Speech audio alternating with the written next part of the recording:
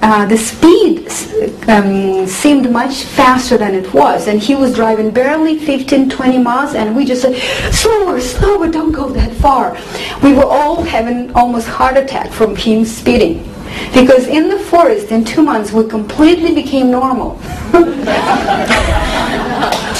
So we constantly live in this world, and our body adjusted to all of this radiation, pollution, electromagnetic waves, and stress, and yelling, and you name it, glasses, makeup, chemicals, so many things. So and we have to pay for every adjustment. We have to pay with our lifespan and health. Well, and the biggest of all is eating cooked food. So what my main message to you is that our body never makes mistakes, remember that. And if it doesn't behave how you would like it to behave, it means that you don't understand what's going on.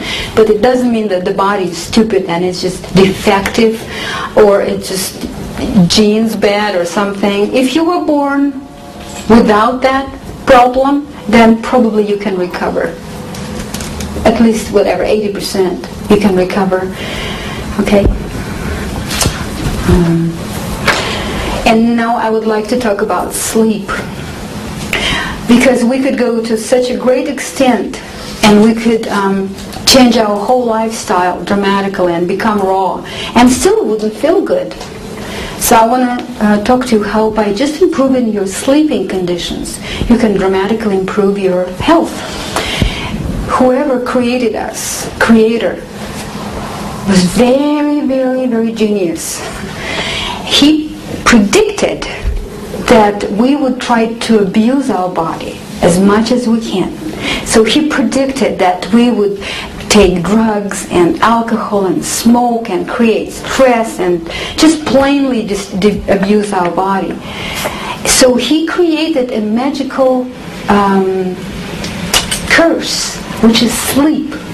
He said, whatever you're doing forever, you will be cursed to sleep, to lay unconscious without be able to move for 8 hours every day for the rest of your life.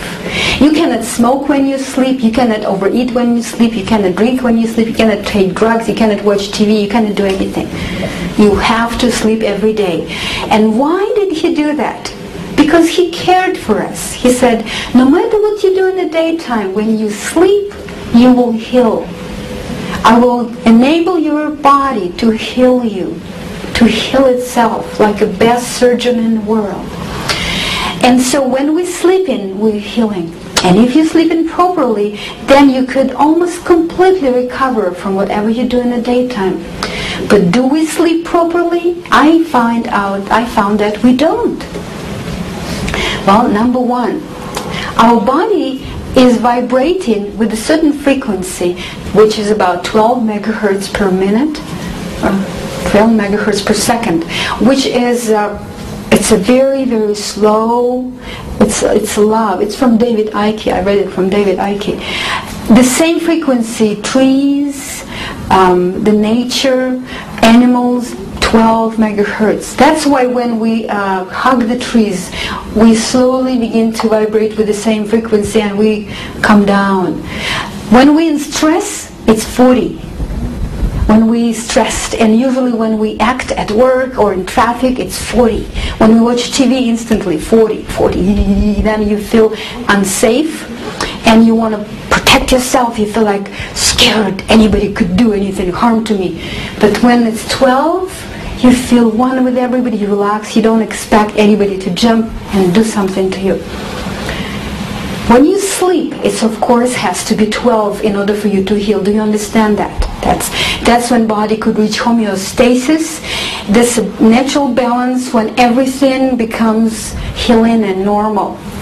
And here is, we put this alarm clock next to our head, which is vibrating with 250 megahertz. And And do we realize we have to remember that our body is not over right here. It has this energy, and the whole field is vibrating with 12 megahertz. And if we have this alarm clock right next, electrical alarm clock right next to the head, which is vibrating like very, very fast, does it let your body heal?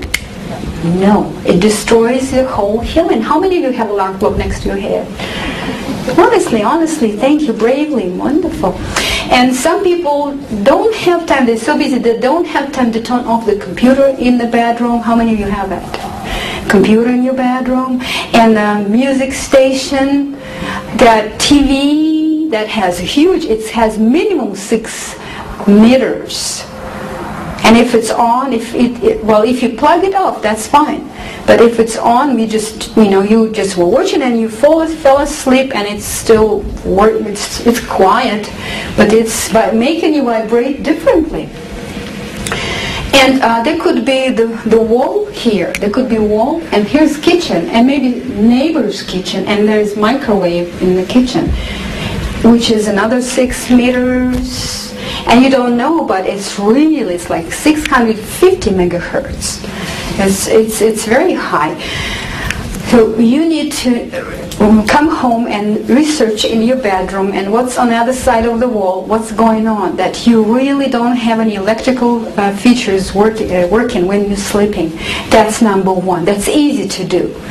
Okay, number two, we need to have fresh air.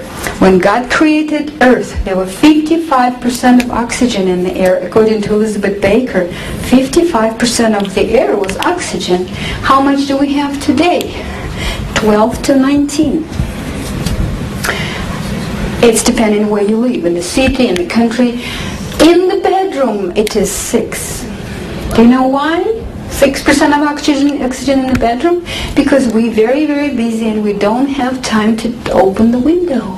And for 8 hours or 9 hours or 10 hours we breathe in the same air, in and out, and finally, do you understand that when there is lack of oxygen in the body, then normal cells transform into cancer cells? And do you understand when there is abundance of oxygen, then cancer cells, they die and the body grows more normal cells? Oxygen is directly connected to our well-being and not to having cancer. Even Rockefeller knew that in 1900 and in 1800. So oxygen is very important. When I learned that about oxygen, when I read that book, I just started, I said, Igor, what can we do about this? And he said, I'm thinking about also. I'm so lucky we're just the same people with him. So we decided to build some structure, and he built something between gazebo and shed outside. And in Oregon we have 6 months of raining. It just has opening under the roof and a big window and a big door, and since then, whole family, we sleep outside, and we don't have no electricity in that. And my sleep improved right away. It's wonderful. We try, whenever we travel, we try to sleep outside. Day before yesterday, we were sleeping at Lorena's house outside, and then it started to mist in the morning. We just pulled the tarp over our heads, and we were just sleeping inside of this den, Igor and I. Okay, number 3. Don't eat right before you go to bed, because your digestive organs, they do 2 big jobs, digestion and evacuation. They cannot do those 2 in the same time. They do digestion first and then evacuation second, and both of them take several hours, especially if you eat something heavy like nuts, or if you eat potato or meat or any of the cooked food. It takes much longer to digest. For example, you eat something at 10 o'clock in the evening that takes to digest 4 to 6 hours. Then at 2 or 3 in the morning, your body begins to evacuate, and then so your organs don't have a chance to rest. Maybe they didn't even finish evacuating this to the lower parts of the intestines by the time you wake up. Then you will wake up not rested because you didn't really rest, and your face will be swollen and you will have heavy head. So try to eat something light before you go to bed, and eat it enough time before so it digests it before you go to bed. Like if you want to eat some fruits at 6 o'clock, that's good, and then they'll be digested by 9. Number 4, you need to sleep at night. The graveyard shift is really deadly. Do you call it this in Canada, graveyard shifts? Even if they pay 100 times more, they're still very deadly, because all our organs, they work certain time of the day or certain time of the night, certain time.